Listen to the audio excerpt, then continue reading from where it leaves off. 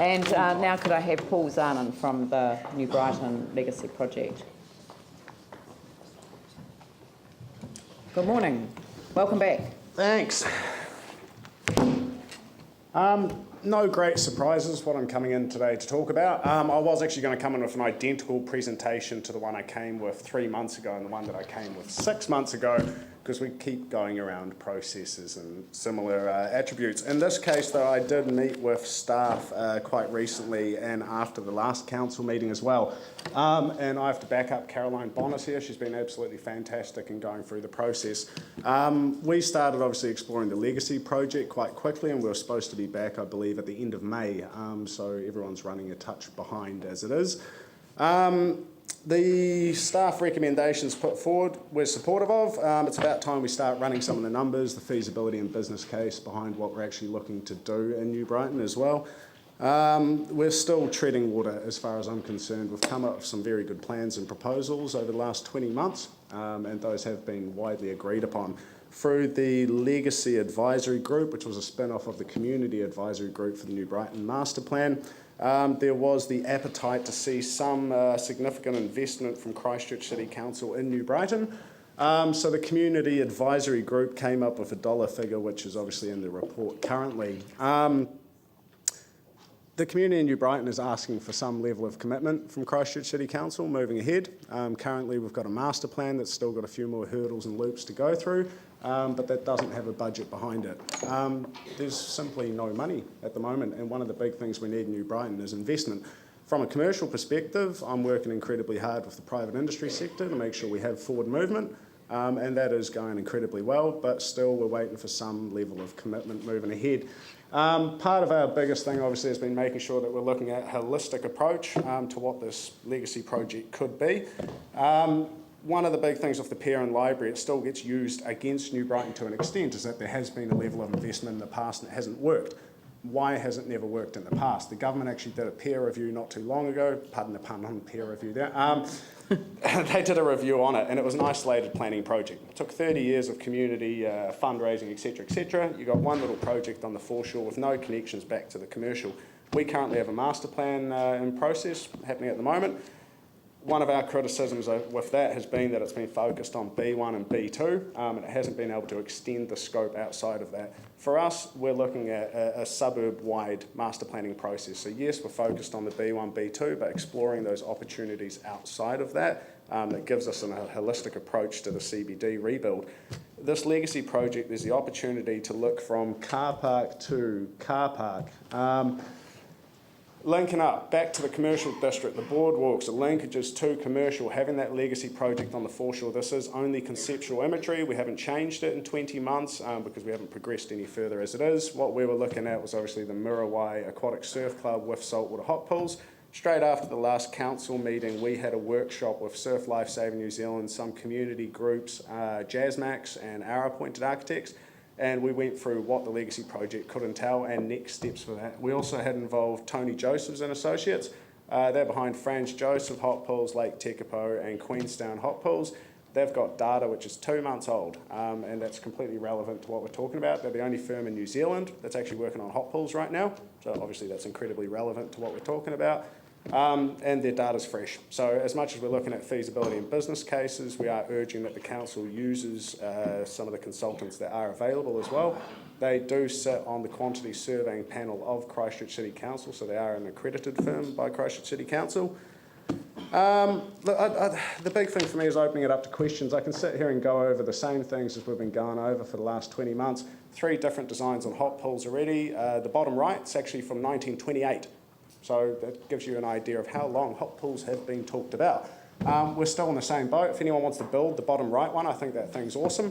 The top left one is what's come out of Jason Mill from Pivnish. Top right's come out of Evan Smith, and the bottom left was Tony Josephs and Associates, and we were looking at a transitional facility, which we were hoping for obviously a water park or Eastern Recon Sports.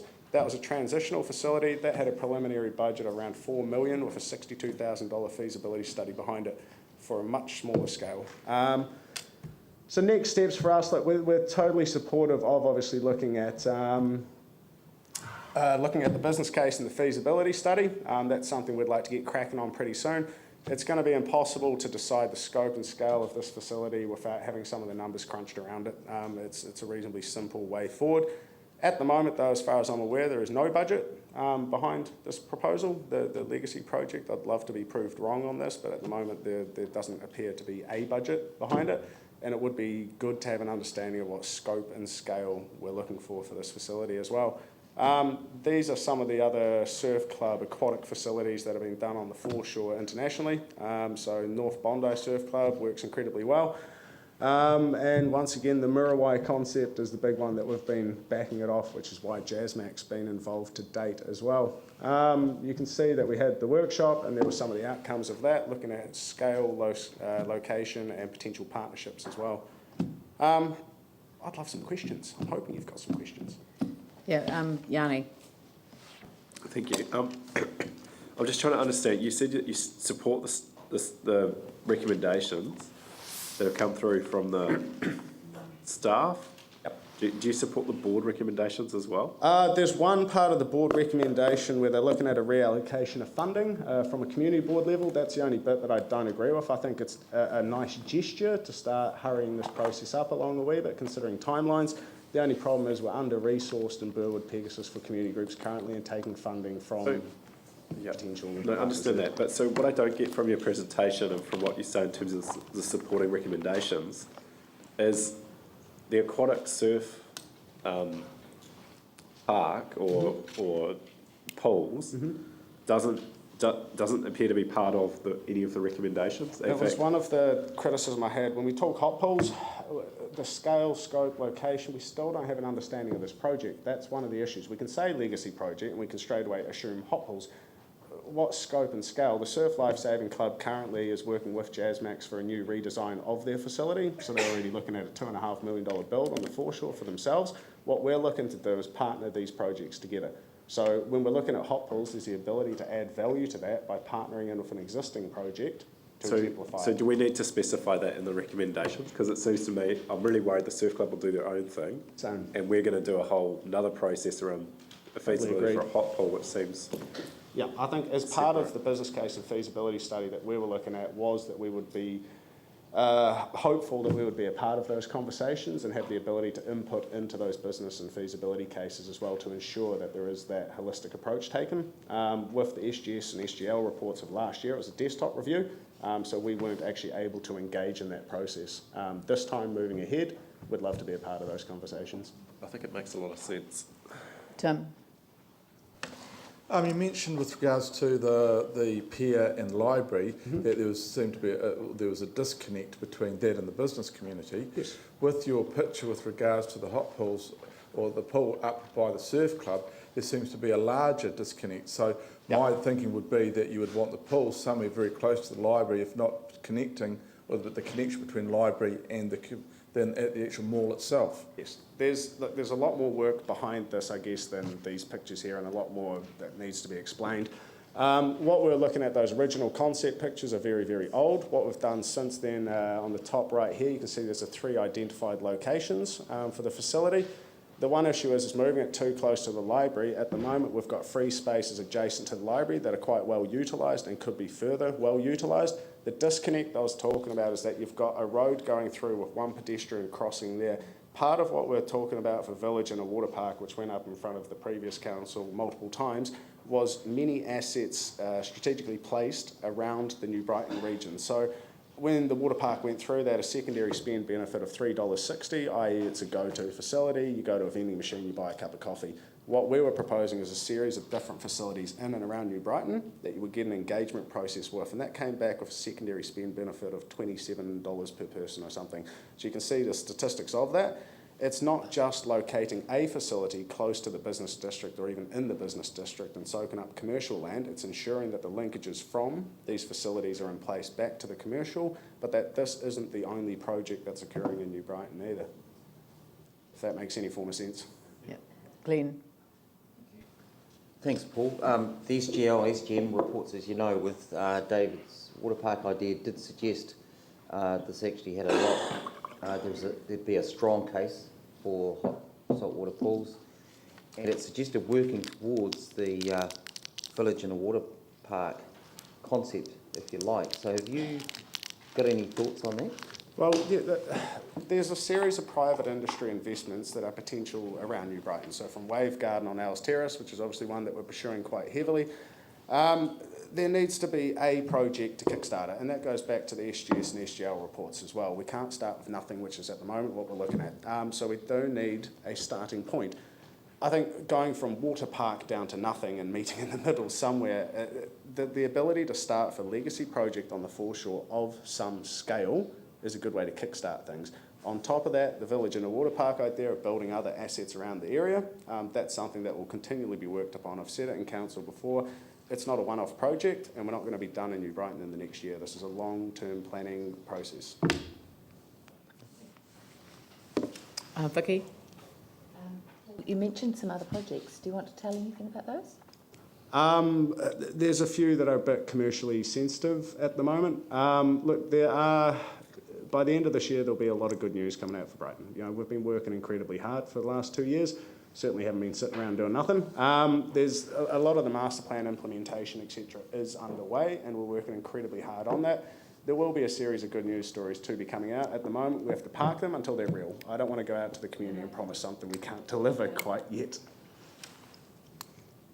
In terms of potential for New Brighton, would it be fair to say that by testing the market with an expression of interest at this stage might in fact produce a strategic partner that would mean that in terms of the council's commitment, land might be the major part of its contribution, with potential additional support on a strategic partner basis rather than having to run it completely itself?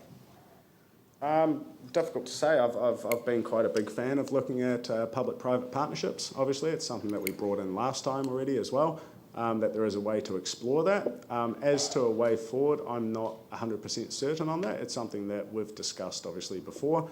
But what the community is asking through the Legacy Advisory Group is a sign of commitment from Christchurch City Council. It does feel like we're out in the boondocks in the wild, wild east. And it really does feel like there isn't a high level of support, and that's a feeling that's based in the community. The council's already committed $30 million to an Eastern Aquatic Centre. Yes. This is in addition to that, so you know, I understand how people feel, but I also have to again repeat that the financial situation that the council finds itself in makes us irresponsible not to look for strategic opportunities. Now, we don't want to delay things, but we think that going down the direction of identifying a contribution without knowing what the costs are actually going to be, it actually just tells people that the council will put in X amount of money, and that is not a good commercial discipline. No. So what I'm very keen to do is to promote the concept that we go out with expressions of interest to find out what the private sector interest is, either on a completely commercial basis or on a public-private partnership, as you say. I believe the expressions of interest has been tried before in New Brighton on the foreshore. That was for any purpose. Yeah.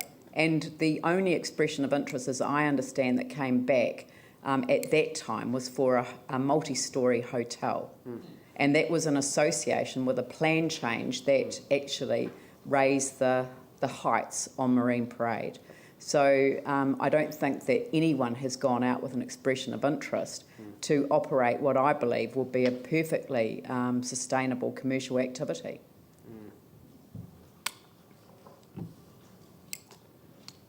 What can I say? I can only represent my organisation, not the community's appetite, obviously, for the area. I'd have to take it back to my board and see how they felt about that before, and it being in a public setting and saying whether I agree or not to it. I think there are definitely areas to explore with public-private partnerships moving forward, but I don't think it's going to come at zero cost moving ahead. I'd be very surprised. Well, I don't think land is zero cost, and I don't know that that's been factored into anyone's consideration of what the council can contribute to the project. And I'm not saying that that's all that we can contribute, but by going out with a set amount of money and then expecting the private sector to not regard that as our contribution is beyond comprehension. Has anyone got any other questions? All right, well, look, thank you very much. And perhaps can I invite Andrea to come up and we'll deal with this item on the agenda now. So Thank that, you.